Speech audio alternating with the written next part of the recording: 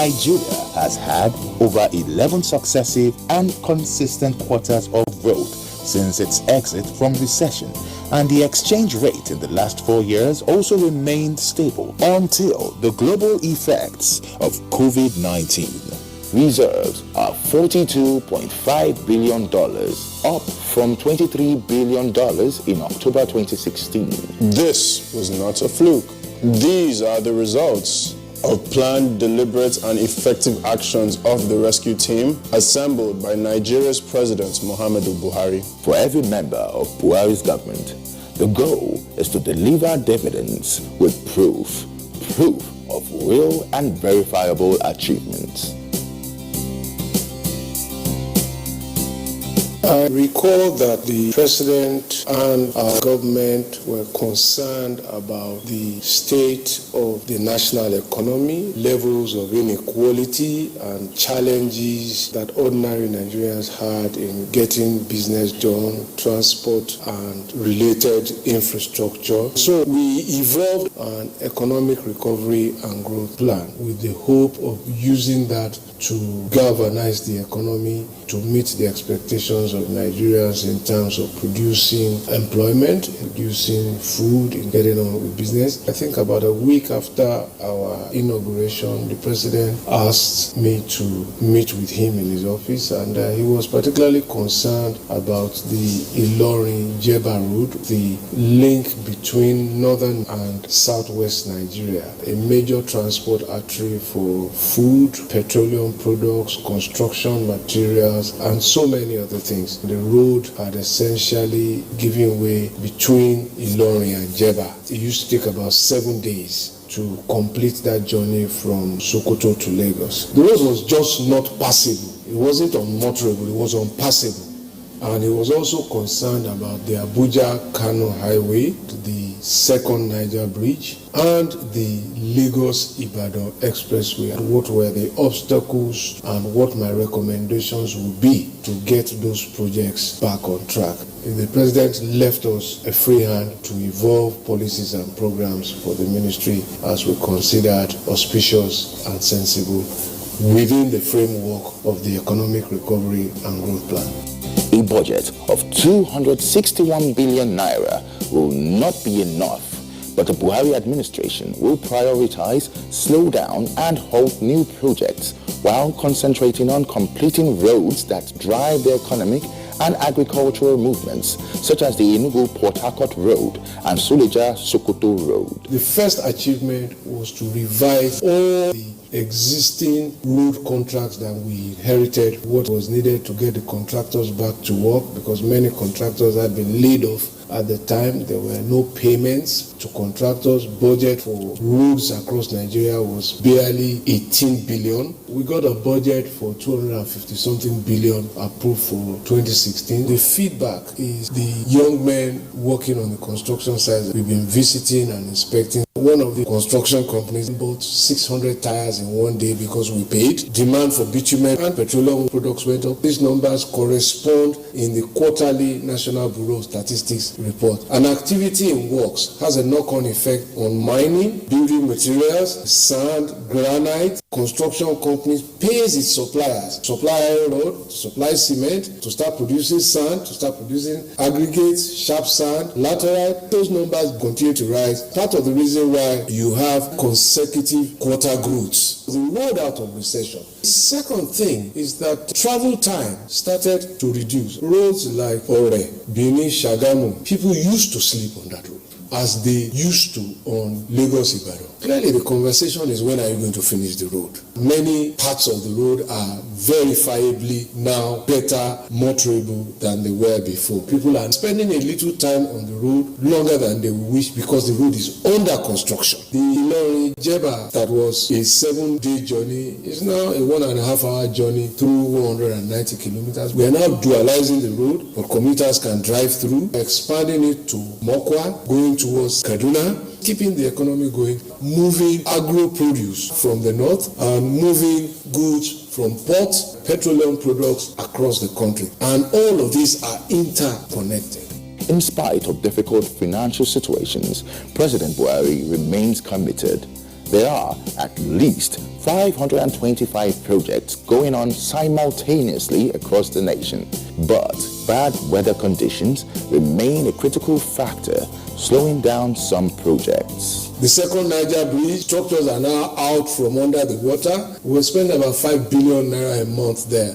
There were over 1,000 plus people employed there. Same thing on the Abuja-Kaduna highway. Also, Bodo-Boni, work is going on that road now. Before 2015, when people complained that there was no federal presence in our state, the story now is we want more. There is no state where we are not building at least one road. We are also building federal secretariats in states that were created from previous states who felt that, well, they deserve to have their secretariat as a measure of the equality of states. So we are in Ekiti, Bayelsa, Zamfara, Gombe, Nasarawa, and Anambra. We are also intervening in about 43 universities now in their internal road network. These have been left for decades. We have completed, I think, about 20 nationwide. It's galvanizing the construction industry. Artisans, suppliers, food vendors go back to work. It is also supporting the agro industry because we are also targeting routes from mining areas, from big agro centers that lead from the port to evacuate goods. So you will see us along Baro Port, on Apapa Urushoki Expressway, on Enugu Port Harcourt Road, because that's the road to the port, and Calabar Itu, and Amnesty will get trying to also evacuate the Calabar port, because all of those ports connect to the north of the country and vice versa. As at October 2019, the Ministry of Works and Housing, through its reference document, reveals there are 67 ongoing projects in the Southeast Geopolitical Zone: Abia 12, Anambra 19, Ebonyi 4, Enugu 21, Imo 11. The Enugu Port Harcourt Road is the signature road that connects all of the 5 states of the Southeast with the second Niger bridge. We are building houses in all the 5 states of the Southeast because they all gave us land. We also have a federal secretariat in Okada nearing completion. In the intervention for schools, we make sure in batch 1, if it's 10, at least there is 1 that goes to each zone. If it's 20, there is at least 2 that goes to each zone. Same thing in bridge repairs, maintenance. We try to ensure some equity. Directly under our pilot housing project, we are in 34 states that give us land. Indirectly, we are in many other more states through a combination of the Federal Housing Authority and Federal Mortgage Bank, because the bank lends money to people who want to buy and build houses. Couple of housing projects that have been completed or nearing completion in many parts of the country. In 2012, President Buhari said, quote, "If I was president, I would have the courage to jail anyone involved in scams or who steals or takes public funds from the treasury, whether it is in the local government, state government, or Central Bank of Nigeria." End of quote. Corruption remains Nigeria's challenge. We all have a moral burden and responsibility for the corruption war. From prosecution to recovery to prevention, Nigeria's Economic and Financial Crimes Commission made giant strides from 2015 to 2019. Acting Chairman Ibrahim Magu attributes the success of the EFCC since 2015 to the determination of President Buhari to fight corruption to a standstill. The activities of the anti-corruption agencies in Nigeria have been remarkable since the inception of this administration in 2015. And this is a reflection of President Muhammadu Buhari's determination to completely eradicate corruption in Nigeria.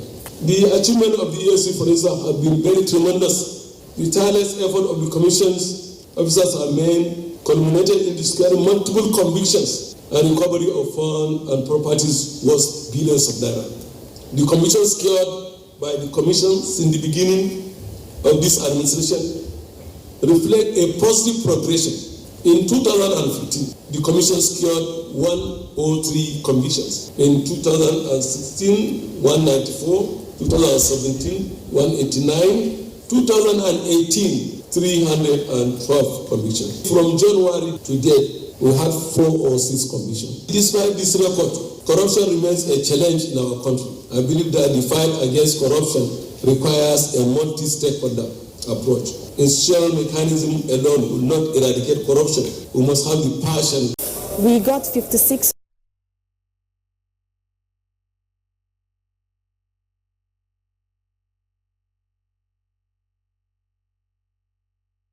All the properties that we secured from Madueke, and all those properties have been forfeited. This building is in Banana Island, Bella Vista, the most expensive from the one we got. So everything here was from the Ziani. In addition to 5 boxes of jewelries we discovered in our house during the execution of a search warrant, we got boxes worth over $5 million, mostly diamonds and gold, exotic jewelries. This brings it to the people. Now you can relate with what the situation is. When we discovered the properties, we took the matter to court. An interim order was initially secured, and we now got a final forfeiture to forfeit.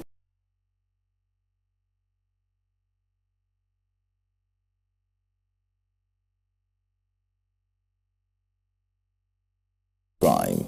Came up with Operation Cyberstorm for us to use technology and intelligence to track advanced field fraudsters, mostly cybercrime criminals, who we normally call Yahoo boys, and most of the intelligence and the technological efforts to came in results. We have over 300 convictions from cybercrime alone, from internet fraud alone. These are the properties we got from them: exotic cars, buildings. Then we found a cash of $500,000 during one of the searches we conducted. We're clamping down on Yahoo boys.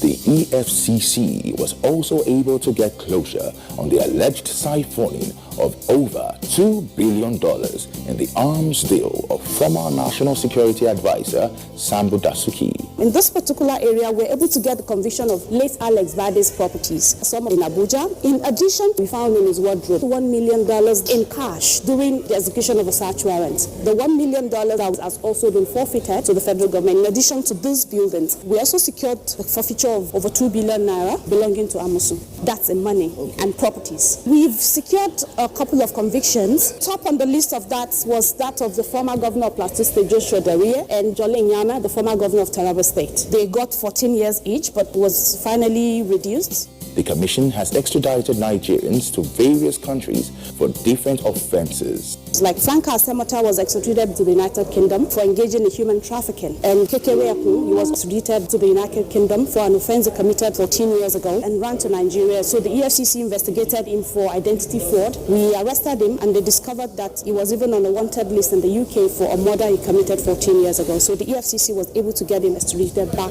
to the United Kingdom. And this is the managing director of Ontario Oil and Gas Limited, Walter Wagbasona.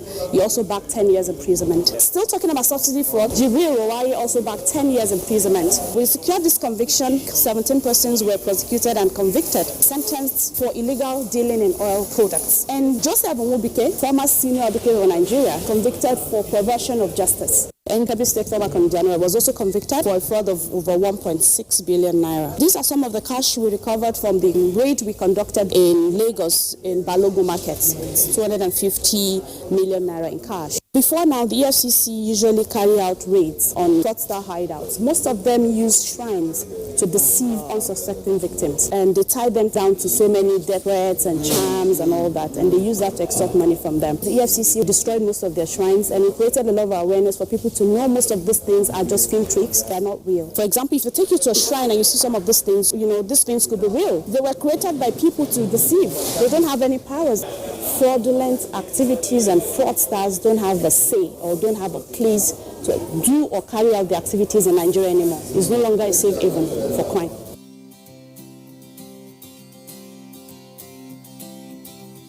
From being a department under the Transport Ministry, the Aviation Ministry now stands alone, and for good reason too.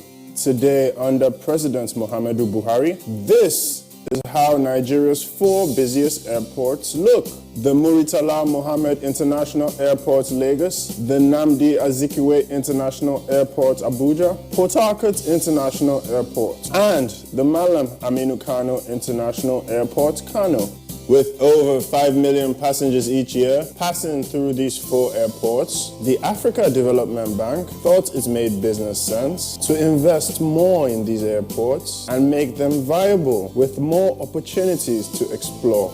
Before President Buhari, sleepingairports.net ranked the Murtala Mohammed International Airport, Lagos, as the 5th worst airport in the world. Today, it is the largest airport in Nigeria and one of the busiest in Africa. With 3 terminals a few kilometers from each other, 2 domestic and 1 international terminal, with more than 6.4 million passengers a year.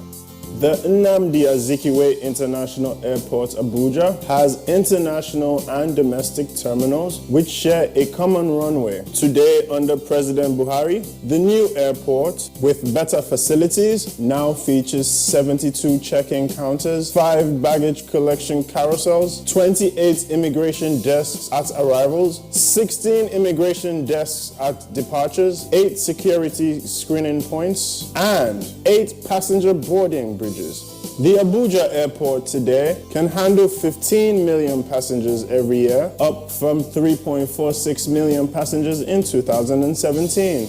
On the 25th of October 2018, President Buhari commissioned the new Port Harcourt Airport, located in Omagwa, a suburb of Port Harcourt, with 2 terminals for both international and domestic flights. Prior to 2018, sleepingairports.net ranked the Port Harcourt International Airport as the 3rd worst airport globally, with a capacity to truly offend travelers. But the new airport commissioned by President Buhari in 2018 is different. Today, it is the 3rd busiest airport in Nigeria, serving over 1 million passengers in 2009. By 2015, the number of passengers had increased to over 1.2 million. Traditionally, with low traffic to sustain it, the Malam Aminu Kano International Airport will make up in revenue once rehabilitation is done. It is the oldest airport in Nigeria and a major connection point for air travelers going from northern Nigeria to the world. It has 1 international and 2 domestic terminals, 1 still under construction. In 2015, the airport served over 389,000 passengers. But once the new terminal is completed, that figure is expected to rise. The airport will rely on revenue through non-aeronautical services. Don't forget that this airport serves civilian and military flights, with 1 runway for civilians and the other serving the Nigerian Air Force at the south side.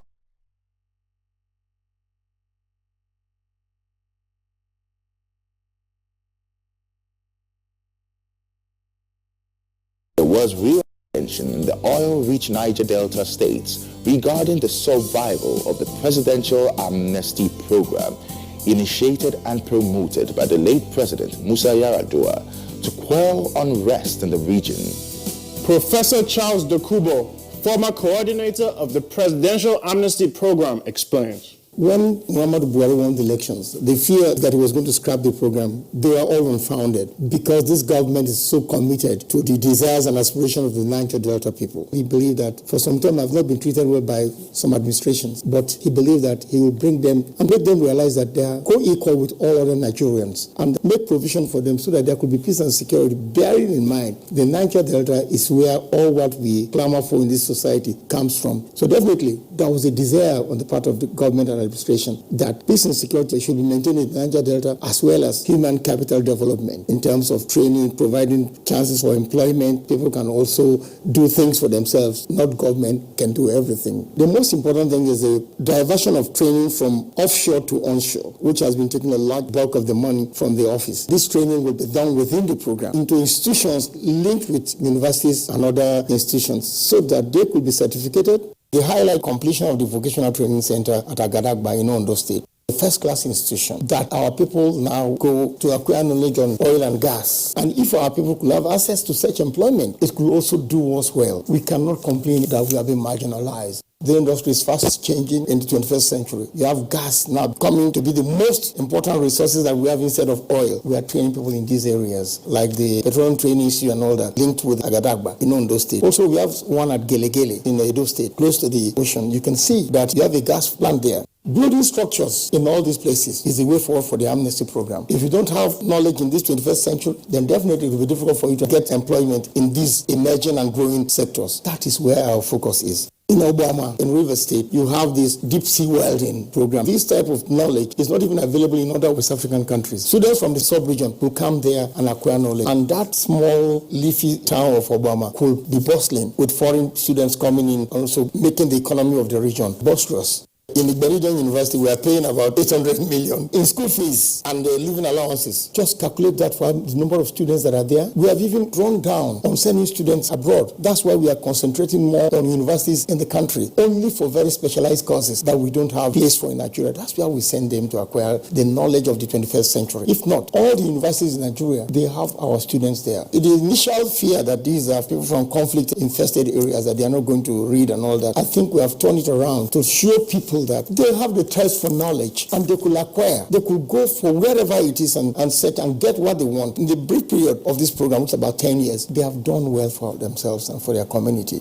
Most of our students, when the program started, there was that idea about catching up with the rest. And as a result, there were a lot of people sent abroad to go and acquire knowledge. And most of them have done perfectly well. In the United States, a girl of outstanding ability that became first in her class in law and was called to the American bar. And then she's now working in America. So after Babalola University, my delegates became the highest number of people that had first class. With hard work and a new focus to life, they could attain heights that they've not dreamt of. You can see the performance of our students with sterling qualities in all fields of endeavor that they've tried to show. People from the Niger Delta are not lazy people. They are hardworking. What they wanted was just to create a level playing field for them to key into and then attain heights that they've never attained before. Is it true that graduates of the Presidential Amnesty program must work for the federal government when they graduate as a quid pro quo for the scholarship received? We also realize that the federal government cannot provide all employment opportunities. What the federal government is doing is to provide an enabling environment for which people can key in. Not everybody could be employed by the federal government. So if people have jobs outside where they could earn hard currency and send it to their people back home, why shouldn't we allow them to do that? We have a lot of people that have been trained in the welding sector. Our recent agreement with Samsung is a key and a pointer to the future. If those jobs are done by the indigents of the Niger Delta, the spate of oil comes from my place as a result, I must get, all that will die down. If most people have jobs that they can rely on, they will not even bother who rules them because they will always have something on the table for their people. And that's the direction Muhammadu Buhari will taking them to.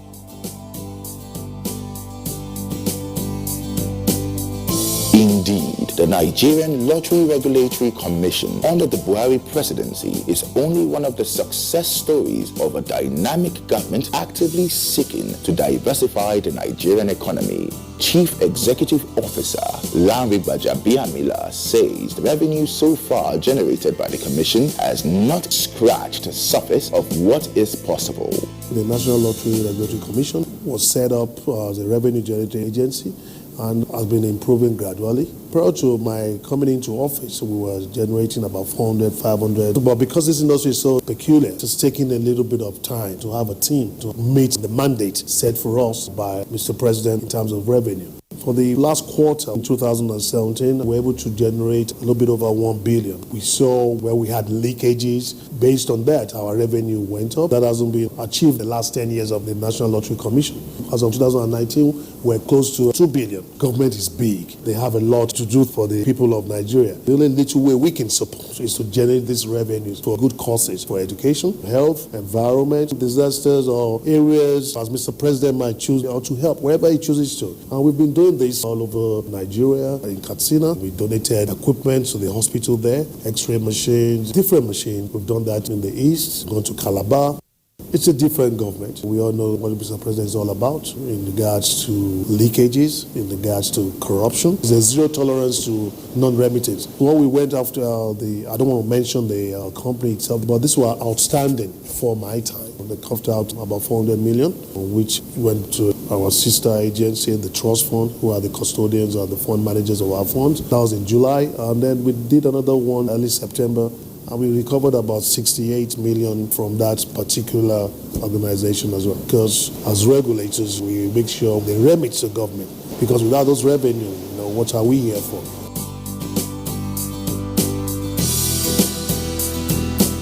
Agriculture does not exist in isolation. The new government came in the midst of financial crisis, the foreign exchange crisis, which affected everything, knowing especially that Nigeria is an import-dependent nation. Many farms and allied organizations were in distress. But we got our acts together. The government voiced an interest in agricultural development. As part of the cardinal policy of government, they kept emphasizing that we must produce what we eat, and government made some policy adjustments that were pro-agricultural production. And the government also strengthened some support initiatives like in the finance sector, in customs and import tariff and things like that to strengthen agricultural production. The implementation of the 2016-2020 Agricultural Promotional Policy has resulted in the increased production of rice and maize in the country. A total of 862,000 farmers cultivating 835,000 hectares across 16 different commodities created 2.5 million jobs. Today, according to the Africa Rice Center in Benin Republic, Nigeria is Africa's largest producer of rice, producing 4 million tons every year. Local production of rice in Nigeria saved the federal government $800 million in 2018. According to the Bank of Agriculture, Nigeria is even exporting grains now. With the ban on importation of rice by President Muhammadu Buhari, Nigeria's agriculture sector is booming. Nigeria has today overtaken Egypt as Africa's largest producer of rice. Nigeria's Ministry of Agriculture engaged in the Anchor Borrower program in order to achieve a target of increased agricultural lending. This enabled the states and the Federal Capital Territory to explore their comparative advantage. The ministry also facilitated 500 threshers to rice farmers from 12 rice-producing states: Ebonyi, Enugu, Katsina, Sokoto, Kebbi, Jigawa, Kano, Kaduna, Niger, Kogi, Benue, and Taraba states. These threshers were given at 60% discount to farmers who would pay 20% within 18 months, while the state governments will bear 20% of the costs. We inherited a baggage from the previous government of government thinking of agri as crops over and above animals. So each time government rolls out an intervention on agricultural development, you hear of rice, tomato, and you hardly hear of pigs, chicken.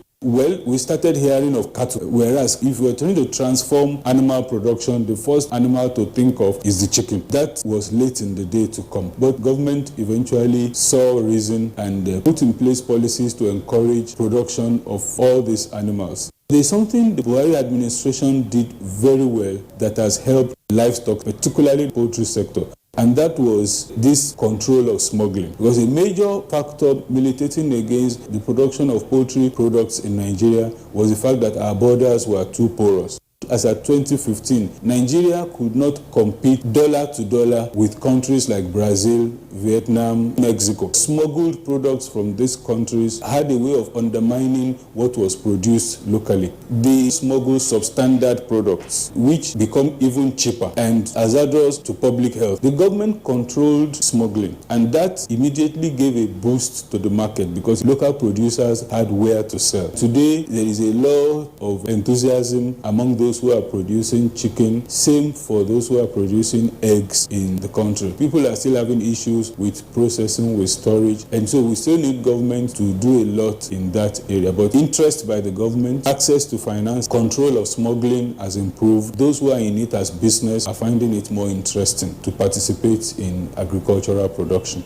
Are we where we're supposed to be? No, there's still room for improvement. The poultry industry has doubled in size in the last 5 years. Between 2009 2015 and now, this present government understands the important role that the poultry industry plays in the bigger agricultural sector, and they have brought up several initiatives to further help the industry. The first one was the way the borders have been controlled. Imported poultry was cheaper from abroad, even with all the bribes and so on they pay. That restriction alone is what is energizing poultry farmers now to enter the industry and invest more. The second thing that this government is doing is making money available cheaper to farmers. Poultry farming all over the world has lower margin. Poultry farmers cannot survive with 20, 30, 40, 50% interest rates per annum. And if you look at any country right now that is doing very well in terms of agriculture, the government always gets involved in some way. Just the same way our government is getting involved by subsidizing the price of petroleum products. We need the government to continue to get involved so that farmers can loan money at 5, not more than 7% interest per annum on funds. If this happens, poultry farmers will be encouraged to loan money. They will return such monies. The level of default will be so low. I think this government is doing very well. But for a turnaround to happen in the industry, it will take 7 to 10 years. The poultry industry went from 700 billion 7 years ago, is now valued at 1.4 trillion naira. This means that the percentage of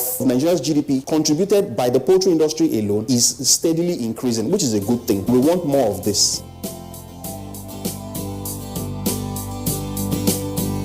The intention of the Buhari presidency was clear as far as the social intervention program was concerned. Miriam Ways, former special advisor to President Buhari on the social investment program, says the SIP is evidence of the president's focus on the poorest and the first time in Nigeria's history that 500 billion naira is budgeted for poverty.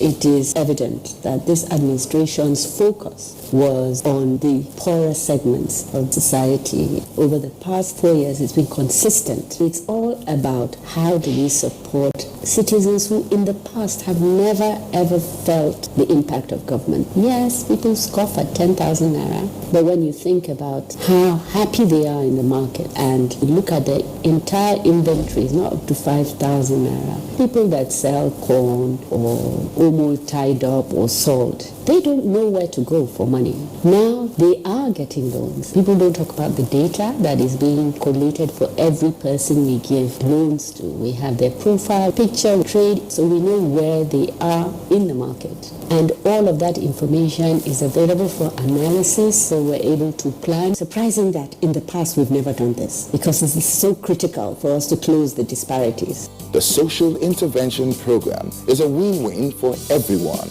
Children, food vendors, farmers, and the value chain created testifies to that.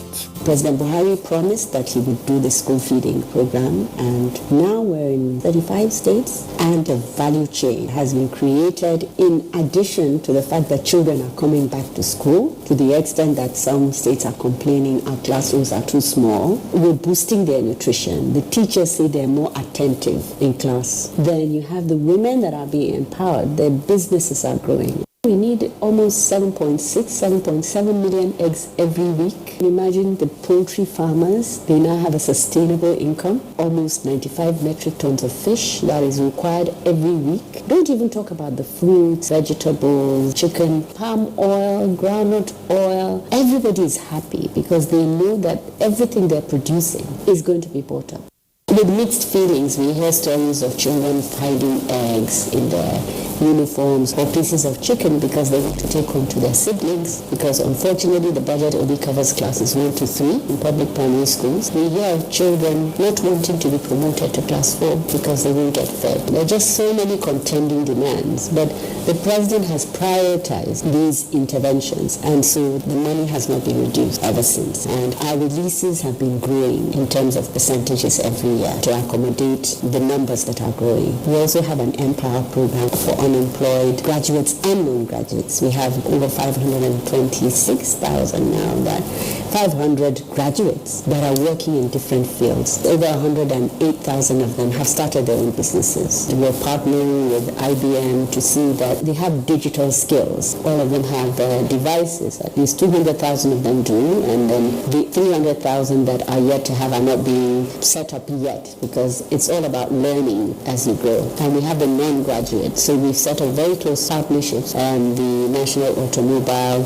Development and Design Council, with the tourism industry. They produced manuals for us. We audited skill centers around the country, and these skill centers are accommodating our non-graduates and some graduates who say the kind of training that they get in 3 months is not something they ever saw in university. We are creating a database in every state. That database can give you the number of widows that are poor in a community or state that have been identified by the communities that they live in. This is actually a long-term effort, unlike the bridges that you can build and the hospitals and the roads and all of that, because those ones are, visible to you. So in addition to the infrastructure, I am thankful that Mr. President has actually told us that you need to lift up those people so that they can engage with the infrastructure that is ongoing alongside what effort we are able to put through. The President has said poverty does not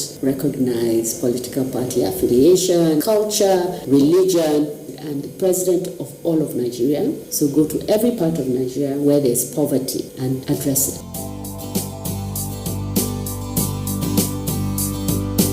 Nigeria inherited 3,500 kilometers of rail infrastructure from the colonialists before independence in 1960. In the last quarter of 2019, what value has the Buhari presidency added to the rail system since 2015? Having become Minister for Transport, while you agree to focus on what the solutions are, you also have to understand what the problems are. The problems were mainly that the 3,500 kilometers of railway we managed to have from the colonial masters were not maintained, not just by the Goodluck administration, but by previous government. It was only under Abuja that they tried to buy some locomotives and coaches and all that. But maintenance is an issue. Even if once we built, if we don't maintain them, it turned to be like the narrow gauge. By the time we came, Obasanjo had already carried out a survey. He's done a study on how to modernize the Nigerian railway. All we did was latch on it. The president's brief was no new contracts, complete the old one. If we finish the old ones and there's money, then we can go for the new ones. So we had to complete the Kaduna-Abuja rail, which President Goodluck Jonathan has started, and he had literally done between 70 to 80% of it. We had to pay the remaining capital funding and the extra work, negotiated with the sisters of the Catholic Church, whose land were to be taken for the alignment to pass through. And they considered that we can proceed and pay them later. That we did. So we completed that in record time and commercialized it. We had to put coaches and locomotives on it. It's been running. When we started we were running with about 300 passengers. Now we're doing about 3,700 passengers per day. That's the reason why you see all these old people are standing, there's a bit of chaos, there's ticket racketeering and all that, which we think that the solution is as soon as we're able to put another 10 to 12 coaches on that track, then that will resolve that problem. So it's the problem of maintenance, poor funding. And because funding is limited, Nigeria still relies on the existing old rail tracks as opposed to building new ones. I agree that it's capital intensive, but it does a lot to the economy. It moves the economy forward, it creates employment, it solves the problem of logistics. And so the president did mandate me to look at that agreement with the Chinese and see how to progress with it. That way you're able to sustain the Obasanjo's modernization policy. So after the completion of the Kaduna-Abuja, we had to proceed to Lagos and then commence work on the Lagos-Ibadan. Hopefully by January, February, we'll commence work on the Ibadan to Kano. We'll start from Kano to Kaduna and probably from Ibadan to Ilorin. The president has been very kind to us, Ministry of Transport, and to Nigerians by providing the capital funding. It may not be like in one fell swoop like it did in 2016. Now it's gradual. I'm not an economist, but would have the capacity to borrow. I hear the argument of the Ministry of Finance that the problem is not that we overborrow, the problem is that we don't have revenue. There's revenue shortfall. However, we'll continue to put pressure on the Ministry of Finance and the president to allow us all to borrow on our behalf so that we can complete all these projects. And these projects will require about the total cost of about $36 billion. That's huge. Does funding remain a critical issue? Minister since 2015, Rotimi Amechi says yes. We've completed the Kaduna Abuja. We've nearly completed the Itabe-Warri. Don't forget that was abandoned for the past 34 years. The stations are almost ready. That's what's holding us. The communication and signal equipment are coming to the country. We hope to install them between now and January, February, March. Railway yard is under the construction. They were abandoned. In fact, they were set on fire. In Abo, the maintenance workshops and all that. So that place should be ready in the next 6 months. Lagos Ibadan is almost ready. We're going to start trial run on November the 30th. But we believe that by April, May, we should have completed all the stations and the signaling. So those ones are ready. Then we believe that if we get the appropriate funding, we should commence work on the Ibadan to Kano, and then commence work from Abuja to Itabe, passing through Baru. We are going to continue our negotiation with the Russians so that we can commence work on the Lagos-Calabar. And we're also negotiating with the Chinese for the Port Harcourt-Maiduguri. Port Harcourt-Maiduguri is Port Harcourt, Aba, Umuahia, Owerri, Enugu, Abakaliki, Oka, Makurdi, Lafia, Kwanga, Jos, Auchi, Gombe. Then you head to Yobe, Damaturu, and then head to Makurdi. No, Maiduguri. Then the Lagos Calabar is the whole of the south. So you have Lagos coming through Akure, Benin. Then Benin, you have a spur that tees off to Abo and Asaba, and then to Onitsha. And then you continue from Benin to Ueli, Warri, Yenegua, Port Harcourt, Aba, Uyu, and Calabar. That takes care of the south, while the Port Harcourt-Maiduguri takes care of the southeast and the northeast. North Central is split. Port Harcourt-Maiduguri, you will find Makurdi, which is in North Central. You will find Jos, which is in North Central. You will find even Lafia, which is also part of North Central. The central line that starts from Abuja, Warri, also takes care of part of the North Central. It takes care of Kogi. Even the Lagos-Kano also takes care of Kwara. So the country is covered. But the problem is money, which wasn't part of the modernization policy. If we can't get money, enough money, then we can as well borrow a bit to rehabilitate the old lines and make do with it. But if we can borrow and build the new ones, better. Currently, what we now have, functional lines that can function, we have the Lagos-Ibadan, which is about 156 kilometers. You have the Abuja-Kaduna, 186 kilometers. You have the Itabe-Warri, it's about 350 kilometers. So if you put all of them together now, under this government, we have a total of about 600 and something kilometers of railway. By the time we complete the Ibadan to Kano, which is about 860 kilometers, we'll be having about 1,000 plus constructed by this government, about 1,500 kilometers of railway constructed by this government. We hope that next government that will take over from us will be able to do something in that regard to progress the railway. Because even if we finish Lagos to Kano, we still need to finish Lagos to Calabar, and we still need to finish Port Harcourt to Maiduguri. I hope that we are able to award it in this government, which makes it difficult for anybody to just cancel the contract. If we award it and they commence the execution, then it'll be difficult for anybody to cancel it.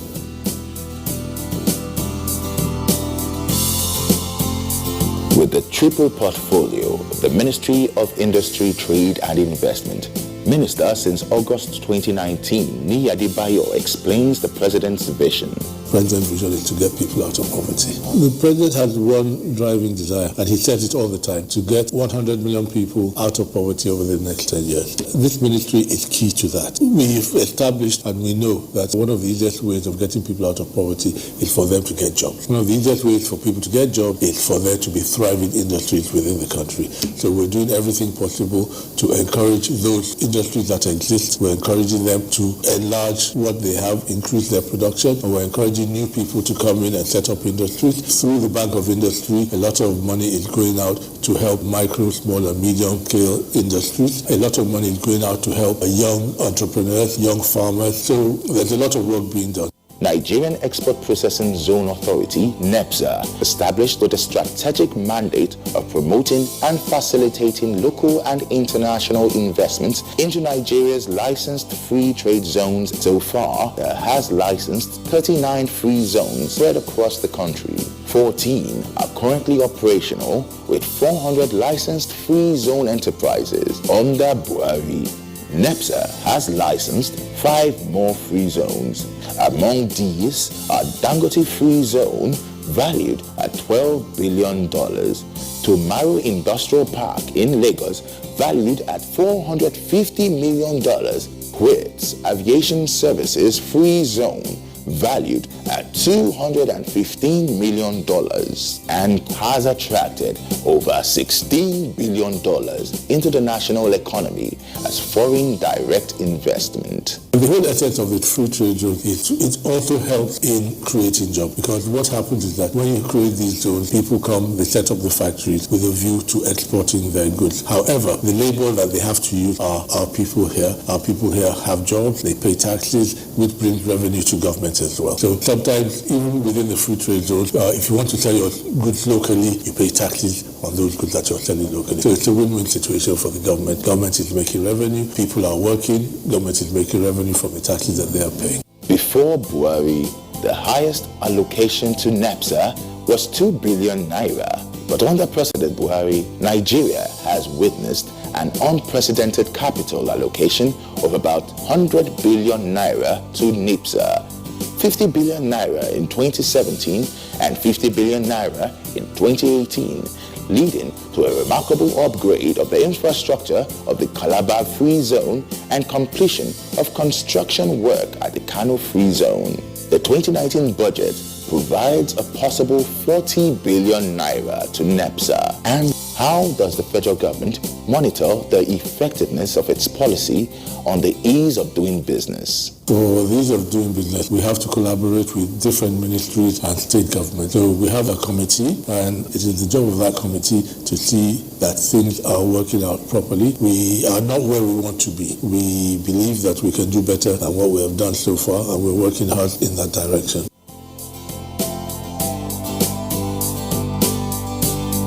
In harnessing their contributions, Buhari is the first Nigerian president to acknowledge and value the importance of Nigerians living abroad. And that makes him the first Nigerian president to formalize the recognition by setting up a Diaspora Commission headed by former Senior Special Assistant on Diaspora Matters and now Pioneer Chairman of the Commission. She says there is a lot of work to do, and the World Bank agrees that Nigeria can do much more with remittance of $26 billion in 2018 alone. In as much as you say, oh, the country is this, the country is that, your diaspora should be your first line of foreign direct investment. They're investing in other countries, they're developing other economies. We are reaching out to them and it is succeeding. The World Bank says Nigerians in the diaspora remitted $26 billion in 2018 alone. In 2017, I think it was 23, so it's been a higher remittance. This was also validated by PricewaterhouseCoopers, who also said we can even do much more. There's also now a federal mortgage diaspora program. We realize that a lot of times, major problem is, oh, I'm sending money home. My brother or sister is building me a house. You don't have to do that anymore. There's a program for them where you can work with the Federal Mortgage Bank, you can get a house you own, and you don't need a third party. As Nigerians faced xenophobic attacks in some countries, President Buhari ordered the immediate evacuation from those countries of Nigerians who wished to return home. President Buhari's leadership was made to bear during his decision to go to South Africa and actually engage South African authorities as a result of xenophobic attacks on Nigerians. And in that town hall meeting, Nigerians in South Africa got up and said, Mr. President, thank you for restoring our dignity. Thank you for coming here, and thank you for showing the whole world that we do matter to you. And even receiving them from South Africa, we did everything on President's instruction. The Commission was on hand at the airport to receive them. We mobilized the private sector, some government agencies, to see what can be done to make the return warm and welcome. Now, courtesy of MTN, they were able to get recharge cards that will last them for 2 months, as well as some cash support of almost about 15,000 or so. And then Airtel later gave phones so that they could have SIM cards as well as phones. NEMA was on hand to provide transportation as well as some form of money. Then the governor of Lagos State, Governor Sanwo-Olu, for the second batch, gave each of the returnees 20,000 naira. So they had enough to at least go home and settle in. And then back of industry thereafter started profiling them. So the profiling was, what do you want, what do you do? And we'll give out soft loans. Well, not too much, but something to keep you going to those who have responded. We had a hospital on ground, LUMED, also South African based, but also relocated to Nigeria. We gave them free medical checkup on arrival. Then some are offering skills acquisition and training for them. So those who are interested are being contacted. If you want Thanks to President Buhari's leadership and intervention in this matter, Nigerians were united. Nigerians came up to say, you are people, we're all together, we're all one. It doesn't matter where you come from. Let's support one another. Even in unexpected sectors, the Buhari administration is succeeding. The number one responsibility of government is the protection of its citizens and prevent exploitation. Many times we think that's really from a security standpoint, but it's as much a consumer protection issue as it is insurrection or external or territorial security issues. With respect to rice, we got credible intelligence that there was some contaminated rice that was making it into the markets in the South-South region, especially in Akwa Ibom State. And I led the team to interdict these very violent smugglers. There were ships in the high seas with contaminated rice that would not come through the ports. You might know that in Akwa Ibom there are about 220 creeks. There's no way for customs to police all these creeks. These smugglers would take gunboats and speedboats to the high seas, offload the rice into the boats, and bring them through the creeks, and then rebag them. We struck on the same day, hitting the retail market, warehouse, and the staging area where they were cleaning dirty rice and rewashing and rebagging. I mean, there's no question about it that if you saw the kind of rice that they were selling to people, you would probably be concerned about eating rice again. The agency itself has become better known under President Muhammadu Buhari. First, the fact that we have a new law is verifiable. The fact that companies are far more respective of this regulator is absolutely verifiable. The fact that this organization as an agency has gained popularity far beyond what it was before is verifiable. And I'm saying that the reason why that popularity exists is not that there's a new location or there's anything new. It's really because you've got a president and a government that has supported the work of the organization and has provided the political will and the moral authority for it to do its work. And finally, President Buhari tackles the global coronavirus pandemic in Nigeria. This is not a joke. It is a matter of life and death. Mosques in Mecca and Medina have been closed. The Pope celebrated Mass on an empty St. Peter's Square. The famous Notre Dame Cathedral in Paris held Easter Mass with less than 10 people. India, Italy, and France are in complete lockdown. Other countries are in the process of following suit. We cannot be lax. In December 2019, the novel coronavirus disease broke out in Wuhan, China. By the 30th of January 2020, the World Health Organization, WHO, declared COVID-19 a pandemic. At that time, there were already over 7,000 infections globally. Now, following the entry of COVID-19 into Nigeria on the 27th of February 2020, President Buhari doubled down to mitigate the onslaught of the disease with dynamism. He had already issued an advisory of non-essential travel to and a caution about awarding visas to people coming in from China. He thereafter constituted a presidential task force, PTF, on the 9th of March 2020 to be headed by Boss Mustafa, the secretary to the government of the Federation, as chairman, with other members drawn from relevant ministries, departments, and agencies. President Buhari also approved the appointment of Dr. Sani Aliyu as national coordinator, responsible for the cohesion of the different agencies involved in the process, plan for increased testing, create public awareness, lay the foundation for scientific and medical research, and most importantly, advise the federal government appropriately. Once a travel ban was imposed on people arriving from countries with coronavirus infections on the 18th of March 2020, the president gave his first COVID-19 address to Nigerians on the 30th of March, imposing a 2-week lockdown in the Federal Capital Territory, FCT, and 2 other states, Lagos and Ogun. By this time, there were already 131 confirmed cases of COVID-19 in Nigeria. And in recognizing that the lockdown would impose hardship, he, among other actions taken, 1. Imposed a 3-month moratorium for beneficiaries of the social investment programs such as farmer, trader, and market money. 2. Immediately disbursed food rations to vulnerable and affected Nigerians. 3. Made conditional cash transfers to the poor. 4. Expanded the social register by another million to 2.6 million households. 5. Continued the school feeding program for children forced to stay at home by deploying vouchers for dry foodstuffs to their homes. And finally, 6. Deployed food rations to internally displaced persons in their camps. President Buhari further ordered the release of 70,000 metric tons of grains like gari, maize, millet, and sorghum from silos in Niger, Nasarawa, Adamawa, and Osun states. He then turned his attention to Nigeria's 244 custodial centers, which were undoubtedly possible breeding grounds for the spread of COVID-19. With no admission of new intakes, no COVID-19 outbreak has occurred in the custodial centers. Following his order to decongest the centers, prisoners over 60 years old, those with less than 6 months to go on their sentences, and those with serious medical conditions were all released. Today, it is instructive that Nigeria now boasts of 29 molecular laboratories, up from only 2 in February 2020. So, while the pandemic rages, every Nigerian life lost strikes President Buhari to his core.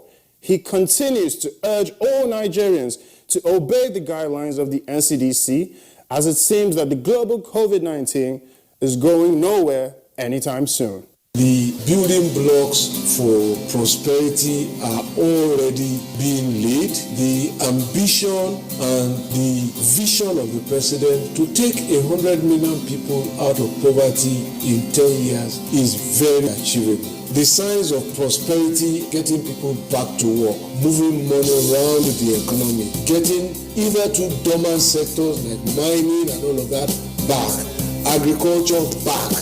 Everybody who is working is on the step towards prosperity. And as you go on the step towards prosperity, clearly you are walking away from poverty.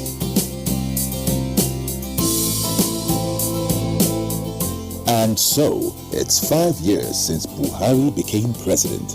We still have 3 years to look forward to more real and verifiable achievements.